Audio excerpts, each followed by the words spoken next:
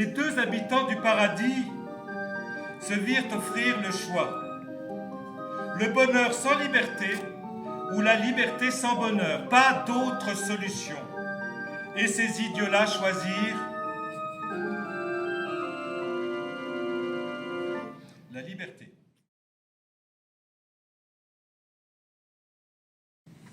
Ah, j'ai pas compris, excusez-moi. Eh ben, fallait écouter. Bah, j'ai écouté, mais j'ai pas compris, excusez-moi. Les deux habitants du paradis se virent offrir le choix. Le bonheur sans liberté ou la liberté sans bonheur. Pas d'autre solution. Et ces idiots-là choisirent la liberté. Excusez-moi, je ne comprends pas. Je suis désolée, hein. Non, mais c'est pas du mauvais esprit, je vous assure. Non, mais j'ai compris. Excusez-moi. Non, mais c'est très joli quand vous jouez. J'ai compris ce que vous disiez. C'est juste que je comprends pas en quoi c'est des idiots d'avoir choisi la liberté.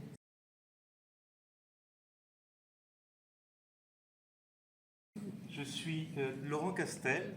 J'ai écrit un livre destiné dans lequel j'explique, je raconte, plutôt je narre les événements qui m'ont poussé à vouer ma vie au hasard par l'intermédiaire de cocottes en papier.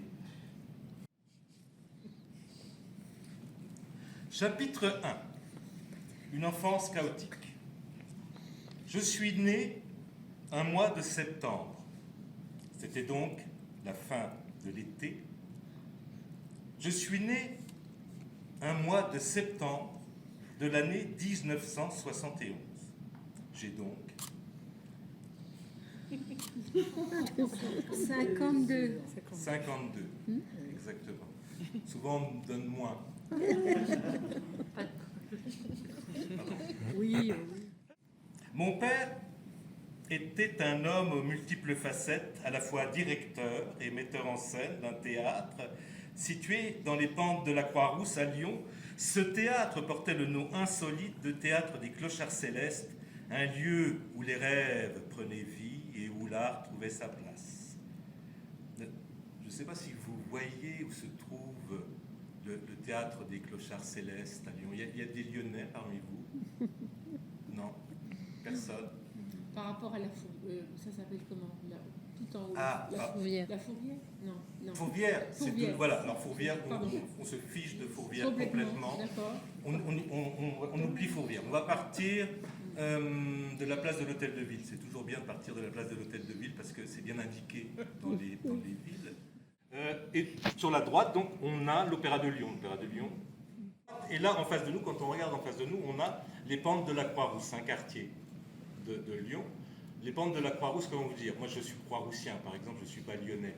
Hein. Quand on est croix-roussien, on fait partie un peu de l'élite intellectuelle de Lyon. Voilà. Donc, on a en face de nous les pentes de la Croix-Rousse. On a une petite volée de marches, 5-6 marches qu'on monte. Et là, on arrive dans une petite ruelle entre deux immeubles. On passe cette ruelle. On a une rue perpendiculaire. Et un petit peu plus loin sur la droite, on a une rue piétonne qui monte en escalier. Mais des escaliers en terrasse. Vous voyez, c'est-à-dire qu'il faut faire 5-6 pas avant de passer à l'escalier suivant. Et sur la gauche, à un moment donné, vous verrez, il y a la rue des Tables Claudiennes. Et c'est là que se trouve le Théâtre des Clochards Célestes. Ma mère, elle, était comédienne, du moins jusqu'à ma naissance, puisqu'à ma naissance, elle décide d'arrêter son métier de comédienne pour se consacrer entièrement à moi. Ce qu'elle ne fit pas du tout avec ma sœur, je pense qu'elle ne devait pas en ressentir le besoin. Elle a toujours d'ailleurs. J'ai pas mal aux chevilles. Pardon. J'ai pas mal aux chevilles. Non, Philippe Poignet. Ma mère était très féminine, ma mère. Elle avait des gros seins, déjà. Un peu comme ces actrices italiennes d'après-guerre, Sofia Loren, tout ça. Elle n'était pas chiante comme les italiennes, hein. Elle était très discrète. Elle était très discrète et elle était capable de développer une douceur douceur, je pense, propre à son sexe, on avait l'impression qu'elle glissait littéralement sur le sol. Vous savez, un peu comme ces petites femmes japonaises quand elles font la cérémonie de thé. Avec mon père, je dois dire que la relation était très distendue avec mon père. C'était quelqu'un de taiseux. Et par contre, quand mon père avait besoin d'enfants pour ses pièces de théâtre, parce qu'il y a beaucoup d'enfants dans le répertoire théâtral français et anglais, etc. J'étais cet enfant. J'étais les enfants de Tennessee Williams, j'étais les enfants dans Tchekhov, il y a des enfants dans Tchekhov, dans Shakespeare aussi, il y a beaucoup d'enfants morts, j'étais ces enfants-là. À défaut d'être son fils dans la vie, j'étais son enfant de théâtre. Et je pense qu'aussi ce qui le mettait à distance de moi, c'était cette incapacité que j'avais à m'intégrer dans le système scolaire traditionnel. J'avais du mal à nouer des relations. Je pense que c'est le lot de tous les génies créatifs.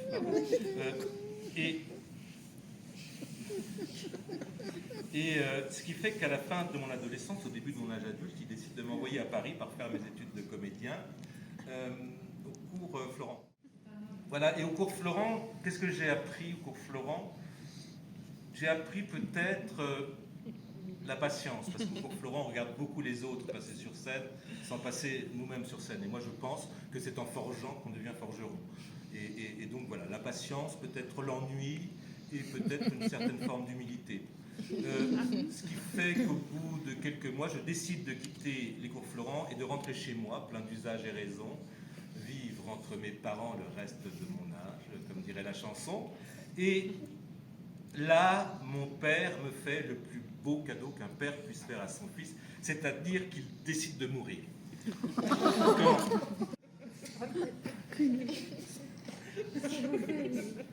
Chapitre 5. L'héritage maudit. La nouvelle de la mort de mon père me parvint comme une claque en plein visage. Ce salaud avait succombé à un putain de cancer du pancréas sans même me laisser la moindre foutue miette en héritage. Pas un centime, pas une once de reconnaissance pour tout ce que j'avais enduré. J'étais là, debout, devant sa tombe, rempli d'un mélange de rage et de tristesse. Ma sœur, cette salope méchante,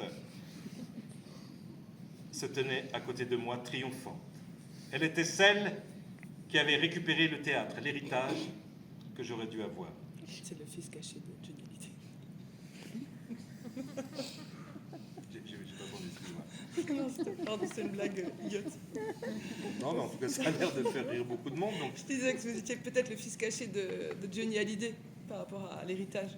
Non, mais c'était... Sommes-nous destinés à suivre les traces de nos pères? Bah oui. Non, pas du tout. Bah si, quand même. Alors, en fait, c'était une question rhétorique. Sommes-nous destinés à suivre les traces de nos pères? Non, mais pardon, je rigole. Clairement non. Et je rajouterais que quand on veut, on peut. Non plus, mais c'est pas grave. Ça, c'est pas tout à fait vrai. Par contre, que quand on veut, on peut, pour de vrai, c'est pas tout à fait vrai. Quand on veut, on peut pas. C'est ça que vous êtes en train de Non, quand dire. on peut, on veut. Quand on Quand peut, on peut, on veut. on veut. Et quand on veut, on peut. Des fois, non, je pense que c'est même plus compliqué que ça, parce que je pense que même parfois, on sait pas qu'on veut. Donc de là à pouvoir... sérieusement. Je pense que c'est... D'accord. Mais non, mais c'est pas grave. Non, mais je vous en prie, continuez. Ce que je voulais juste dire, c'est que c'est pas vrai que quand on veut, on peut. Des fois, on est contraint par des gens, par le milieu dans lequel on est né, par exemple, voilà, par des habitus qui nous contraignent. Non, mais... en fait, je vous invite vraiment à lire Bourdieu. Voilà, enfin, je veux dire, Alors moi, en termes de philosophe, je suis plus Descartes que Ouais. Bourdieu. Okay. C'était pas tant un philosophe, c'était plutôt un sociologue, hein, mais c'est pas grave. Je crois qu'il est philosophe aussi. Moi, je crois qu'il est plutôt sociologue, franchement. Alors, je le dis pour tout le monde. Je ne fais pas de politique. Ah non, mais moi non plus, je fais pas de politique. Ah, Hein. si. Ah bah non. Ah ben, quand vous parlez de sociologie, je suis désolé, vous faites de la politique. Ah non, non, bah pas du tout. Mais si, la sociologie c'est de gauche, tout le monde sait ça. Mais n'importe quoi. Oh là là. Non mais là vous dites un peu. Bah non. L'économie c'est de droite, Mais non. la sociologie c'est de gauche. Mais pas du c'est tout. connu. Et Bourdieu, il est de gauche. Non mais Bourdieu, il était de gauche parce qu'il Voilà. est mort et il y a plein de sociologues de droite en fait. Hein. Là, je suis désolée, excusez-moi, mais... Bah, citez-moi un. Non mais là, j'en ai pas qui me viennent, mais je vous assure qu'il y a plein de sociologues de droite en S'il fait. n'y en a pas qui vient, c'est qu'il n'y en a pas.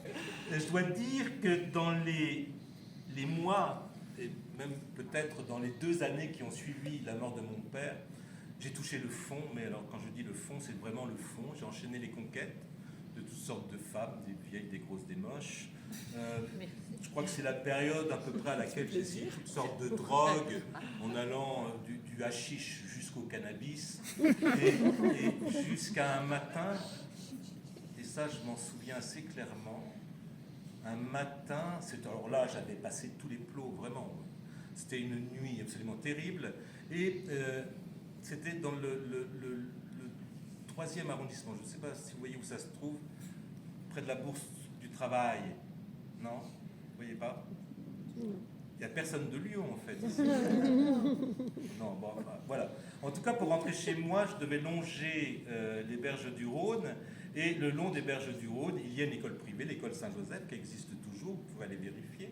Et devant cette école, il y avait une petite fille en uniforme, c'était une école privée, hein, en uniforme, droite comme un i, comme ça, 8-9 ans, très fière d'elle, qui faisait face à un petit garçon assez quelconque. Et dans ses mains expertes, elle faisait tournoyer une cocotte en papier, comme ça. Elle a demandé au petit garçon, tout en le regardant droit dans les yeux, de choisir un numéro, puis une couleur. Le petit garçon s'est exécuté. Elle a déplié la cocotte en papier, et ni une ni deux, elle l'a embrassé sur la bouche. Et alors, je dois dire que ça, pour moi, ça a été comme ça a été une révélation. Vous savez, je vous parlais du chiffre 9 tout à l'heure. C'est à partir de là que je peux dater le moment de ma renaissance. Et là, je me suis mis à courir comme un fou dans les rues de Lyon. Je voyais les vitrines des magasins défiler floues tellement je courais vite. Et j'étais même pas essoufflé. C'est-à-dire que c'est comme si, en courant, j'éliminais toutes les toxines des mauvais choix que j'avais faits jusqu'ici. Donc j'ai grimpé les escaliers de la Croix-Rouge, j'ai grimpé les escaliers qui mènent jusqu'à chez moi. J'habitais rue Pierre-Blanc. Ça sert à rien que je vous le dise, puisqu'il n'y a personne qui habite Lyon. Mais bon, juste au-dessus de la librairie anarchiste. Et là, j'habitais un 27 mètres carrés. Dans ce 27 mètres carrés, j'avais une petite entrée, comme ça, et dans l'entrée, j'avais mis une... comment on appelle ça? Vous savez, Console. Une console, voilà, exactement. Là où on pose le courrier. Voilà, c'est un nom spécifique, hein, tout le monde ne le connaît pas. Donc il y avait une console comme ça, et où j'avais un paquet de factures comme ça impayées. J'ai pris la première qui me tombait sur la main, et j'ai fait une cocotte en papier dedans. Et ni une ni deux, je suis descendu chez ma voisine, petite femme pas très jolie, un peu boulotte entre 2 âges, et je lui ai demandé de choisir un numéro. Elle a choisi un numéro, puis elle a choisi une couleur. Et là, je suis tombé sur Action. Donc, il n'y avait plus à réfléchir, je l'ai embrassé goulûment sur la bouche. En fait, c'est l'homme D que vous adaptez, c'est ça? C'est une adaptation de l'homme D que vous faites? Je comprends pas, en fait. En fait, ce que vous nous proposez, c'est une adaptation du roman L'homme D. L'homme D... Bah, l'homme D, l'homme D, comme le dé à jouer. Bonjour, non, pas du tout, je n'ai pas lu.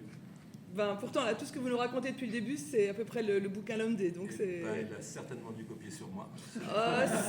C'est un bouquin des années 70, alors je suis pas sûre qu'il ait été...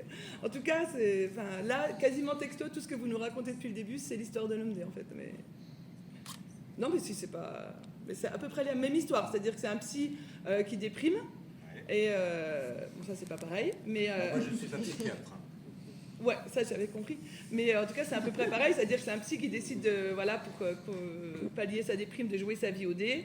Et un soir il prend la décision et il décide que s'il fait de 1 à 5, il reste chez lui, et 6, il descend violer sa voisine et il fait 6. D'accord. Alors Alors moi, j'ai pas violé ma voisine. Hein. Un petit peu quand même là. Non, pas du tout. Mais je peux si. vous dire que vu son âge, elle était bien contente que je Oh là, mon Dieu. Mon Dieu, mais c'est pas vrai. J'ai un petit carnet à citations. J'encourage tout le monde à noter, parce que moi, dès que je lis des citations intéressantes, je les note dans mon carnet à citations, puis après je fais des classements thématiques. Qui veut être malheureux ici, levez la main. Non mais oui. Mais si vous posez la question comme ça, bien sûr que personne va vous répondre. Mais pour de vrai, je pense que la liberté, c'est la valeur fondamentale. Qui veut non. Qui veut être libre et malheureux. Enfin, faut aller jusqu'au bout de Non, la phrase. il le dit Qui qu'il veut veut être libre et malheureux, levez la main. Mais non, mais on veut être libre. Vous êtes toute seule, non? Bien sûr que non. Mais non, mais on veut être libre, Quatre. mais heureux. Voilà. Oui, mais c'est pas possible. Dans ce que je dis, la Eh citation... bien, il faut modifier. Mais non, il ne faut pas modifier. C'est ce que je dis. Si on a le choix entre être heureux mais pas libre, ou être libre mais malheureux, on choisit le bonheur. Mais n'importe Mais qui. non, on va Si choisir a la le liberté, bien sûr que non, mais, si, vous plaisantez. mais si. Et en plus, j'ai plein de citations qui en attestent. Donc,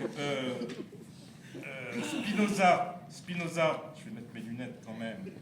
Spinoza qui nous dit « La liberté n'est qu'une illusion. » Oui. La liberté n'est qu'une illusion. Je ne mens pas. Non. On va prendre Matrix. Tout le monde a vu Matrix? Non. Allez, Il y Matrix. a longtemps. Bon, Matrix, l'humanité plongée dans un sommeil profond par la matrice, qui est une intelligence artificielle supérieure, qui est avec elle une armée de robots qui a vraiment assujetti l'humanité.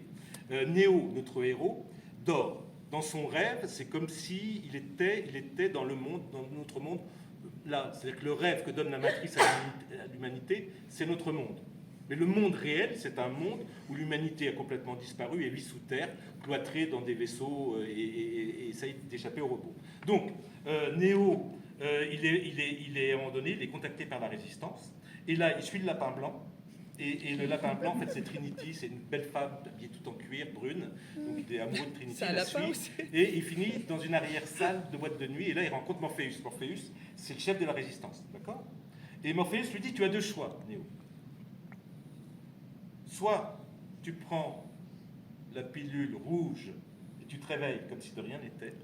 Soit tu prends la pilule bleue. C'est dans l'autre sens. Et C'est dans l'autre sens. en fait, j'en ai rien à foutre de la liberté, du libre arbitre, de tout ça. En fait, je voulais dire tout ça que pour expliquer qu'avec la cocotte, quand on vit cocotte, quand on pense cocotte, on s'en fout de tout ça. Alors moi, je vais vous expliquer comment je fonctionne avec la cocotte. D'accord?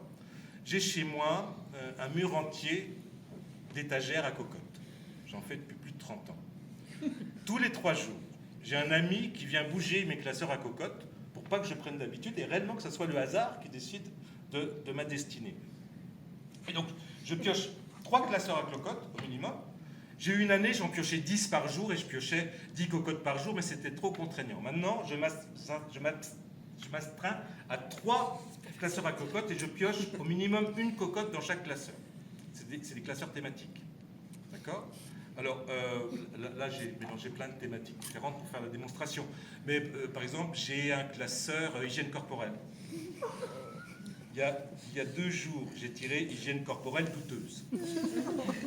Et donc, à mes cocottes que je tire, j'accole d'autres cocottes. C'est-à-dire que j'ai une cocotte durée, que j'ai toujours sur moi. Donc, par exemple, si je tire hygiène corporelle douteuse, je vais tirer à la cocotte durée, combien de temps ça va durer? Et donc là, ça va de... Moi, j'ai tiré 2 mois. Ça va, parce que ça va de 2 jours à 2 ans. Une fois, je suis tombé sur 2 ans, je peux vous dire que c'était un peu problématique pour moi. J'ai des cocottes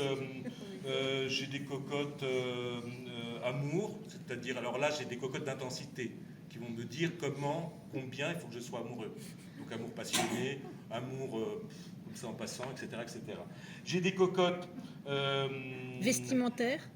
Oui. Alors oui, alors ça c'est bien. Alors effectivement, ce matin j'ai tiré hétéroclite. Je remarque que depuis le début que je suis rentré, vous me jetez des regards un petit peu insistants. petit peu coquin. Je suis vieille, grosse et moche, tout va bien. Hein. Pardon? Je dis, je suis vieille, grosse et moche, ça va. Non. En tout cas, ce que je peux dire, c'est que vos regards ne me mettent pas du tout mal à l'aise, au contraire. Et d'ailleurs, vous avez vu le clin d'œil que je vous ai fait tout à l'heure? Oui. C'était discret comme ça, il ne faisait que passer. Et donc, je vais tirer à la cocotte la suite de notre relation.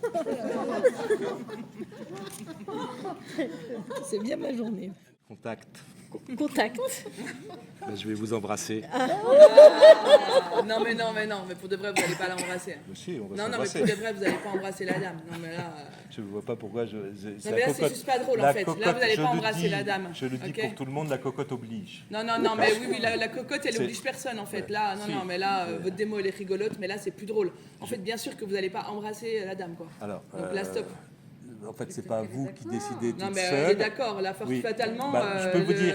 le gars, il est sur scène, il vient, fatalement, elle se sent coincée. Vous n'allez pas l'embrasser. D'accord. On va. Mais non, mais dans ce cas-là, on peut contraindre tout le monde et n'importe qui. Je veux dire, dans ce cas-là, moi, je fais une cocotte nazie, puis je décide de décimer la moitié de la planète. On va faire. Du coup, vous jouez avec moi, d'accord? On fait ça? Oui, c'est Super.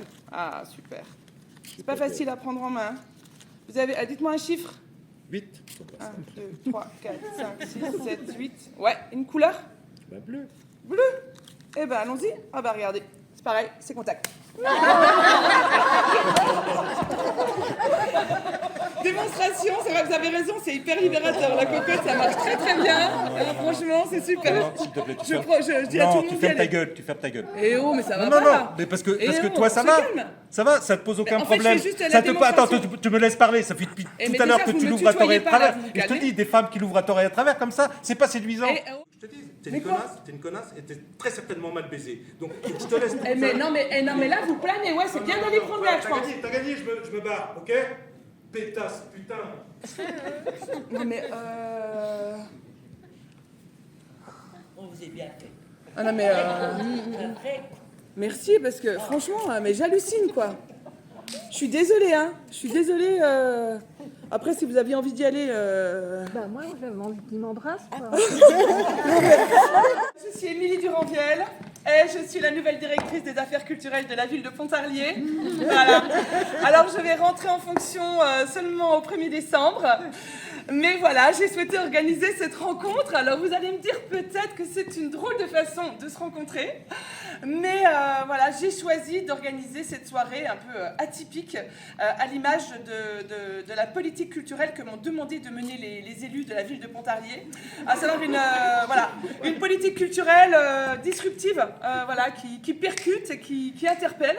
Je pense que tout le monde aura compris que j'étais le petit caillou dans la chaussure de la soirée. Voilà, c'est vraiment une demande de Laurent qui m'avait demandé ça pour déclencher la parole dans l'Assemblée, quoique elle était déjà déclenchée bien avant. Peut-être d'abord pour lever toute ambiguïté, je vous propose de rappeler Laurent pour qu'on débriefe un peu ce qui vient de se passer. Laurent, ça va? Il entend.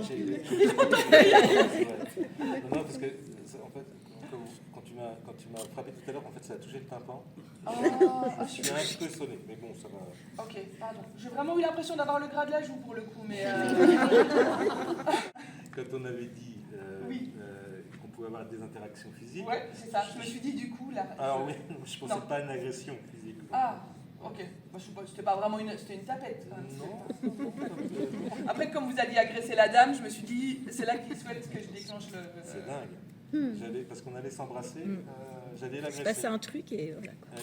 Bah, moi, j'ai pas trop lu ça. J'ai plus vu que, bah. que ça allait être une agression, là, pour le coup. Non, c'est parce que tu l'avais pas en face de moi. Si tu avais vu tous les regards coquins... Non, mais balancés, ça, oui. Non, mais ça, c'est... Je pense que... Non, Laurent, je suis désolée. Alors, je pense que... excusez-moi tout le monde, la ville de Pontarlier a décidé Non.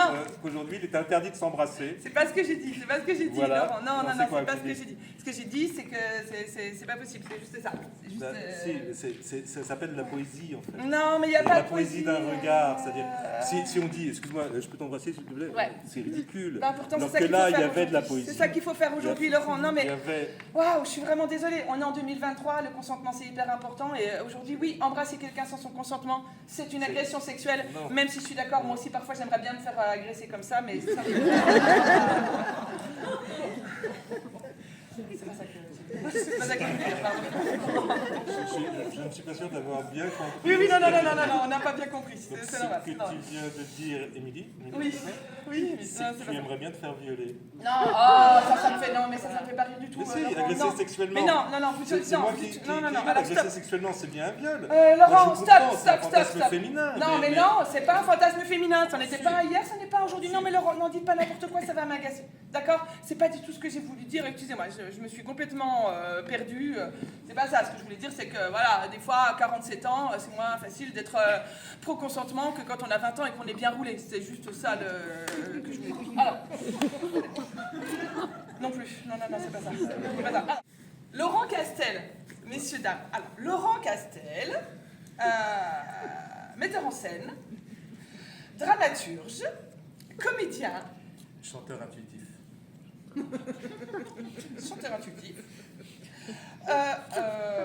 anthropopoète, peut-être,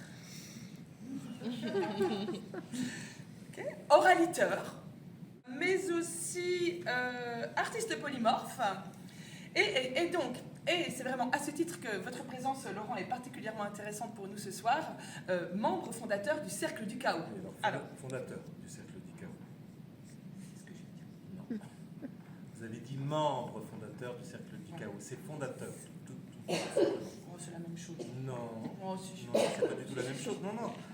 Si, Laurent, je Comment pense que c'est la même chose. Un père, quand il crée son fils, Ah, il n'est pas membre, c'est pas un membre, c'est pas un bras ou une jambe de son fils. Oui, ça marche pas trop comme Dieu, quand il crée l'humanité, il ne fait pas Pas partie de sûr l'humanité. que Dieu ait créé Il l'humanité. n'est pas membre Laurent. fondateur de Non. l'humanité. Vous comprenez Ouais, ce que non, je veux je dire? pense que l'image est pas. C'est pas ça que je Bon, voulais dire. alors c'est Steve Jobs, quand il crée Apple, Eh bien, il est membre. non, il est Mais créateur. C'est la chose, c'est Si, Apple. Laurent, C'est quand mes enfants étaient à l'incarne. l'école. Regarde, écoutez, quand mes enfants étaient.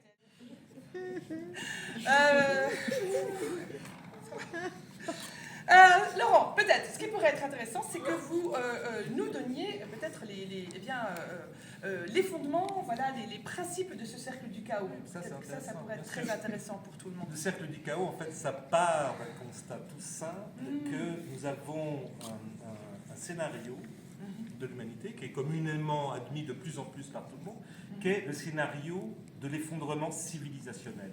Cette chose-là, ça a été conceptualisé, ça a été théorisé même par la NASA. Si, vraiment, renseignez-vous, par la NASA. Et je dirais que c'est là-dessus que, quelque part, les collapsologues font leur beurre. Et moi, ce que je dis, c'est qu'en créant du chaos par l'intermédiaire du hasard, donc de la cocotte, quelque part, on crée un système vertueux où les imaginaires s'ouvrent et où, quelque part, on pourrait essayer d'inventer quelque chose d'un peu plus désirable que ce qu'on a actuellement. Vous voyez ce que je veux dire? Laurent, si vous avez un langage corporel, enfin, j'ai l'impression que vous allez m'embrasser à n'importe quel moment, alors ça me met un petit peu, j'écoute plus ce que vous dites. Pardon, excusez-moi. Allez-y, on peut parler. Pardon, Laurent, pardon. Émilie, Oui.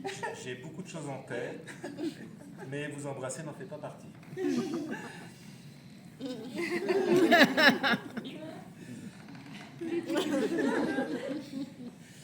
Ce qui m'a semblé vraiment très intéressant dans les livres, c'est cette invitation que j'ai l'impression de lire en creux, cette invitation à tout et à chacun, quelque part, de trouver notre propre destrier du chaos. Voilà, vraiment d'être actif dans cette recherche-là, et pas forcément de partir, par exemple, de la cocotte, qui est un petit peu simpliste et enfantine, et peut-être chacun... Mais non. Émilie, sérieusement, Oui. j'ai écrit un livre destiné, Oui. tu l'as lu? Mais oui, je l'ai lu. Donc, j'explique pendant les 3/4 du livre Oui. le système de la cocotte, la Oui. complexité du Je système sais, de la, je sais. de la cocotte. Qui est un petit peu J'insiste simple, pas les gens. quand même. Mais non, Si, c'est c'est assez simple.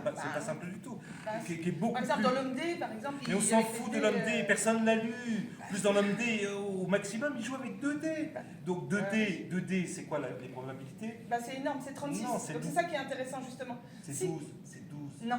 Quand on joue avec 2 Non. dés, vous êtes Mais d'accord non, que Laurent. c'est 6 faces. Non, 6 mais faces, c'est justement, 12. mais non, c'est ça qui est très intéressant dans les dés, c'est qu'en fait, les probabilités, c'est des probabilités Mais non, c'est pondérées, mais si, Il parce y a qu'on a 12 beaucoup faces, plus de ils chances sont de sur faire un 12. 6 ou un 7, par exemple, Mais non, que de mais faire non, un 1. mais non, Bah si, c'est bah pas- demandez, Laurent. Alors, on est dans un cercle littéraire, on n'est pas dans un cercle de mathématiques, d'accord? Ouais, Mais non, mais quand vous avez tort, c'est pas grave. Alors d'accord, disons C'est que... 12, c'est 1 vous sur avez- 12, enfin, c'est 12 faces, c'est 1 sur Je 12. pense quand même que j'irai... Moi, Voilà, vous venez de me toucher le non, sein. mais non. Mais si, vous venez de le Et faire. Je vous ai touché le sein comme Bah, ça. vous me touchez le sein. Non, Bah non, mais mais comme vous- un bon camarade. Non, mais du coup, non, mais il faut savoir, on y va, on s'embrasse pas, on se touche le sein, on se touche pas le sein. Mais stop, bah oui, je suis d'accord, il faut arrêter. J'avais prévu une petite expérimentation pour creuser le sujet. Je sais pas si vous avez envie. Ouais, on peut faire ça?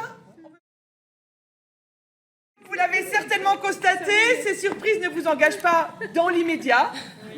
Je vous remercie beaucoup pour votre participation, pour votre engagement, qu'il soit allé dans un sens ou dans l'autre. Et surtout, je voudrais dire un énorme merci à Laurent. Merci Laurent.